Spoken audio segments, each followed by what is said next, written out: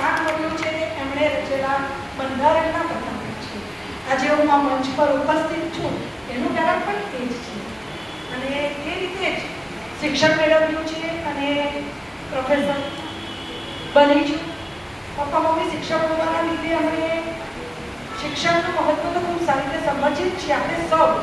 આપણે એ સમાજમાંથી આવીએ છીએ એટલે સૌ પ્રથમ હું એ વાત ચોક્કસ કહીશ, शिक्षा वो शेरनी का दूध है, शिक्षा वो शेरनी का दूध है जो पीता है वो लड़ता है. એટલે શિક્ષણનું મહત્વ ખૂબ સારી રીતે સમજું છું, એની સાથે જોડાયેલી છું. એ જ રીતે અગાઉના માનવીય વક્તાશ્રીઓ જે લોકો આયોજક પણ છે, ફાઉન્ડેશનનું નામ જ કેટલું સરસ છે અને દાયિત્વ જવાબદારી સ્વીકારીને કાર્યક્રમ આયોજિત થયો છે અને અમે પણ સભાન છીએ જે રીતે આ મંચ પર અમને સ્થાન મળ્યું છે. તો આ સ્થાન અપાવવા બદલ આપ સૌના અમે ઋણી છીએ. એ રીતે પણ આભાર વ્યક્ત કરું છું. આદરણીય આરજે પટેલ સાહેબ કહે એટલે આવવાનું જ હોય અને નાથુભાઈ સુધા સાહેબને મારે મળવાનું હતું. ગઈ 30 તારીખે પટેલ વિમેન્સ કોલેજમાં કાર્યક્રમ હતો અને સુરેશભાઈ અને આપણા કમિશનર સંજુવાળા એ લોકો પધાર્યા હતા ત્યારે વાત નીકળી અને હું કાર્યક્રમ પૂરો થયો અને વલસાડ તરફ જતી રહી. તો ત્યારે મને કહ્યું સુરેશભાઈ કે આશા ત્યારે મળવું જ જોઈએ એમને. જુઓ એ લોકો સુરતમાં કેવા સરસ કાર્યક્રમો કરે છે. સુરત મારું સાસરું છે, વલસાડ મારું પિયર છે અને મારી નોકરી કપરાડા તાલુકો જે હવે નાના પડ્યા તાલુકો બની ગયો, મોટા પડ્યા કોલેજમાં છું. સુરત સતત આવતી રહેતી હોઉં છું નાના મોટા કાર્યક્રમોમાં.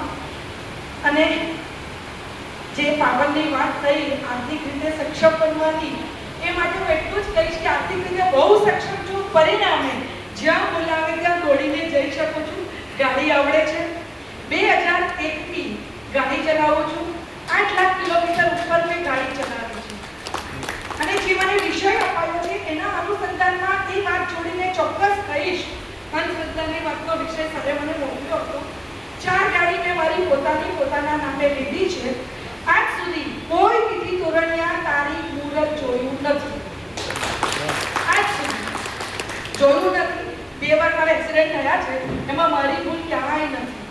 ગુડ લક એ છે કે બીજી વખતે જે મોટું એક્સિડન્ટ ડુંગરી હાઈવે પર થયું, લકીલી મારા હસબન્ડ, મારા નણંદનો દીકરો જે ટીસીએસમાં મેનેજર છે અને મારા મામા પૃથ્વીરાજ ચૌહાણ જેમણે મુંબઈમાં રોહિત સમાજ આપણો જે ચાલે છે એમાં ખૂબ મોટું કામ કર્યું છે, એ બધા જોડ્યા હતા. અને એક તરફથી આશા ફોન પર છે, સ્ત્રીઓ છે, ડ્રાઇવિંગ નો આવડે, એક્સેટ્રા એક્સેટ્રા.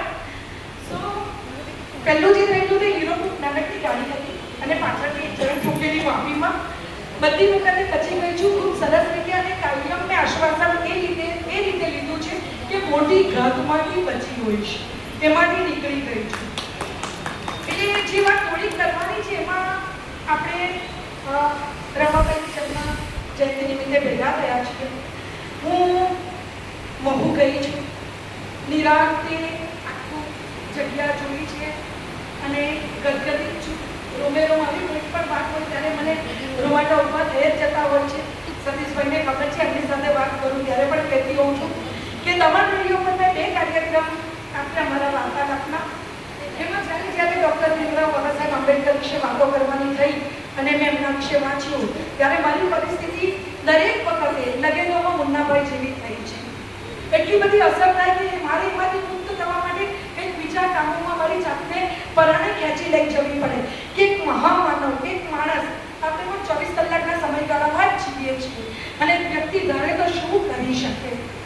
એટલે મારા પપ્પા મને સતત કહેતા કે તું રિઝર્વેશનની સીટ પર તે નોકરી મેળવી છે એટલે સમાજ પ્રત્યેનું ઋણ તારું સૌથી વધુ વધી જાય છે અને એ ઋણ ચૂકવવાનો નાનકડો પ્રયાસના ભાગરૂપે સતત બહેનોની વચ્ચે જતી હોઉં છું. ન પહોંચાય તો એક જ દિવસે જેટલા કામ થઈ શકે એટલા કરું છું. કોઈને એમ થતું હોય કે ભાઈ સરસ મજાની નોકરી છે, પગાર જોરદાર આવતો હોય એટલે વ્યક્તિ બધું કરી શકે, પણ હું ઘરનું કામ પણ જાતે જ કરું છું, ઘી પણ બનાવું છું અને મારા કપડાની ઇસ્ત્રી પણ જાતે જ કરું છું. ઘરમાં ઘરની રસોઈ પણ જાતે જ કરું છું અને મારા હસબન્ડ પણ એમની રસોઈ હવે કરી રહી છે. હમણાં ઇન્ચાર્જ પ્રિન્સિપાલ છે, સુરત રહી છે એટલે અમારું બધું આમ તેમ દોડવાનું થતું હોય છે. દીકરો કેનેડા ગયો છે માસ્ટર્સ માટે, માસ્ટર્સ પૂરું કર્યું છે. 5 મહિના એના વિઝા લંબાયા.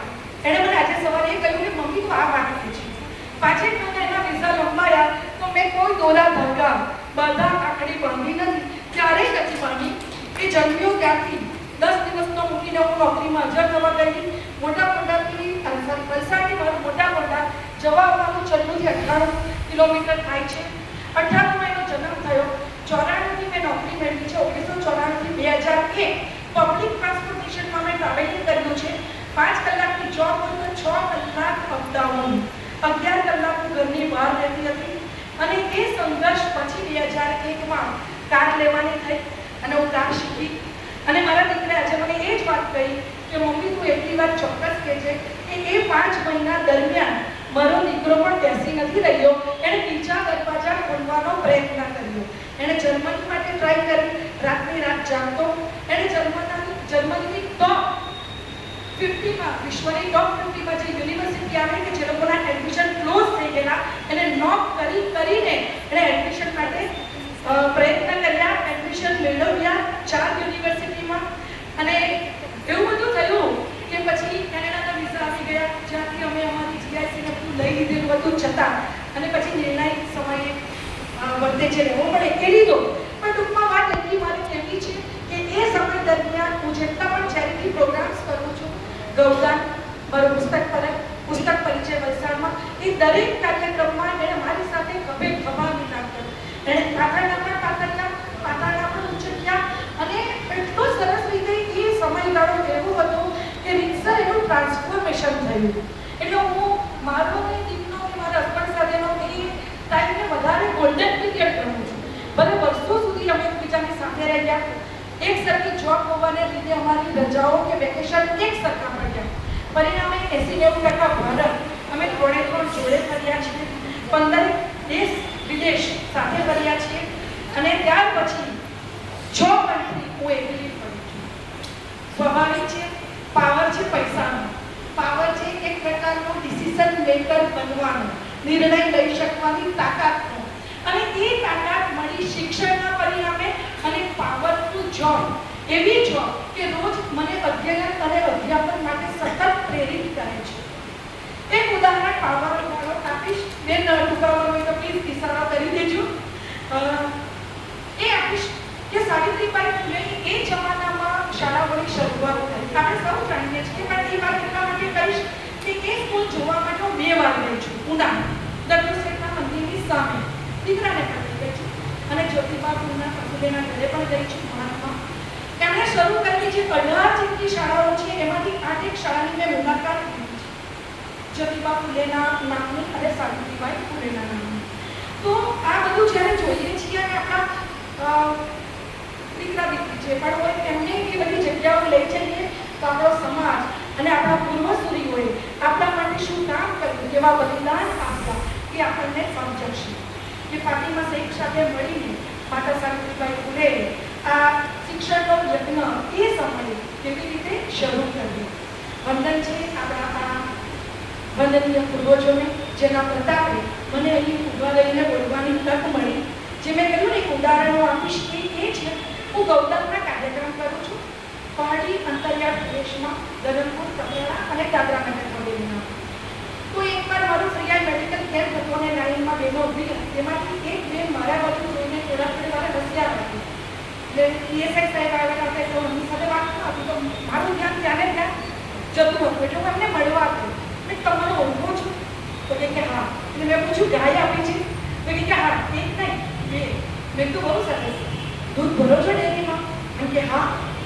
મેં તો કેટલી આવક મેળવો છો? એટલે મને કે 8 હજાર. એ જે રણકો હતો ને અવાજનો, સાંભળવા જેવો આર્થિક પાવર, માણસનો અવાજ બદલી ગયો છે. ગૌશાળામાંથી ગાયો લઈને આપું છું એટલે ક્યારેક સ્વાભાવિક છે સમૂહના રસોડે જે રીતે થતું હોય એ રીતે એમની માવજત થઈ હોય તો ક્યારેક કોઈ નબળી પણ હોઈ શકે. બદલ્યા ઘરે પણ ક્યારેક નબળું હોઈ શકે. તો એ રીતે એક માથી ગાય આપવાની થઈ. બીજી વખતના એક કાર્યક્રમમાં એક બેન મને સ્પેશિયલ મળવા આવ્યો અને મને કે મારે તને મારા ઘરે લઈ જવી છે. મેં કીધું બોલને, શું છે, શું કામ છે? એટલે કે મને ગાય તો વાંધી આપેલી પણ હમણાં તું આવીને જો. મેં કીધું હા જોઈશ ને. અરે તો જો આવીને, તારા જેવી કરી નાખી છે. તો આજે અવાજ, આજે ભાષા